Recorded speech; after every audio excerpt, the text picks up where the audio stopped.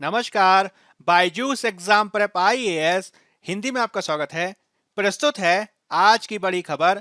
आज की बड़ी खबर में हम चर्चा करेंगे यूनेस्को अमूर्त सांस्कृतिक विरासत पर। सबसे पहले हम ये देख लेते हैं कि यह खबरों में क्यों है। यूनेस्को ने हाल ही में बोर्श की कुकिंग को लुप्तप्राय अमूर्त सांस्कृतिक विरासत की सूची में शामिल किया है। आप इस चित्र में बोर्श कुकिंग को देख सकते हैं। यह वास्तव में एक सूप है जो चुकंदर और आलू से यूक्रेन में बनाया जाता है। यूनेस्को के अनुसार यूक्रेन में हो रहे युद्ध ने इस बोर्श की कुकिंग यानी इसके पकाने को खतरा पैदा कर दिया है, इसलिए इसे इस सूची में शामिल किया गया है। आपको ध्यान रखना है कि यूक्रेनी बोर्श यूक्रेनी परिवार और सामुदायिक जीवन का एक अभिन्न अंग है और विभिन्न त्योहार और सांस्कृतिक कार्यक्रम इसे समर्पित किए गए हैं। 2020 में इसे यूक्रेन की अमूर्त सांस्कृतिक विरासत के तत्वों की राष्ट्रीय सूची में शामिल किया गया था और यूनेस्को के द्वारा 2023 में इसे प्रतिनिधि सूची पर शामिल करने के लिए विचार किया जाना था। किंतु यूक्रेन में चल रहे युद्ध और इस परंपरा पर इसके नकारात्मक प्रभाव के कारण यूक्रेन ने यूनेस्को के सदस्य राज्यों को अत्यधिक तात्कालिकता के मामले के रूप में इस पर विचार करने को कहा और अब कन्वेंशन के नियमों और प्रक्रियाओं के अनुसार यूनेस्को समिति ने इसे लिस्टिंग में शामिल करने को मंजूरी दे दी है। इस पृष्ठभूमि में हमें अमूर्त सांस्कृतिक विरासत के संदर्भ में जानने की आवश्यकता है। यूनेस्को के द्वारा विश्व में महत्वपूर्ण अमूर्त सांस्कृतिक धरोहरों विरासतों की बेहतर सुरक्षा सुनिश्चित करने और उनके महत्व के बारे में जागरूकता फैलाने के उद्देश्य से अमूर्त सांस्कृतिक विरासत सूची का गठन किया गया है। यूनेस्को के अनुसार अमूर्त सांस्कृतिक विरासत में परंपराओं अथवा पूर्वजों से विरासत में मिली जीती जागती अभिव्यक्तियों को शामिल किया जाता है। इसमें विविध प्रकार की मौखिक परंपराएं शामिल हो सकती हैं, प्रदर्शन कला शामिल हो सकती है, सामाजिक प्रथाएं शामिल हो सकती है, अनुष्ठान, त्योहार और विविध प्रकार के उत्सवों के साथ शिल्प और कलाएं आदि कौशल को भी शामिल किया जाता है। यह सूची वर्ष 2008 में अमूर्त सांस्कृतिक विरासत सुरक्षा अभिसमय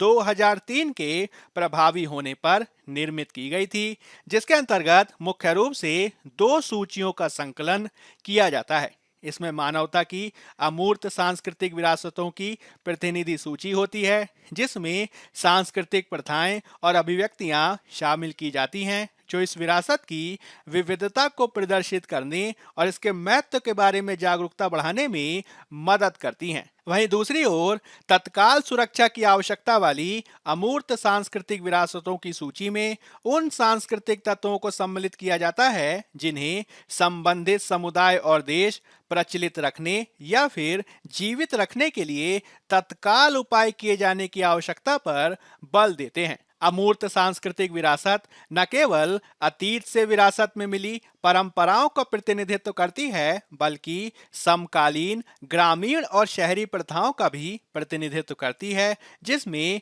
विविध सांस्कृतिक समूह भाग लेते हैं।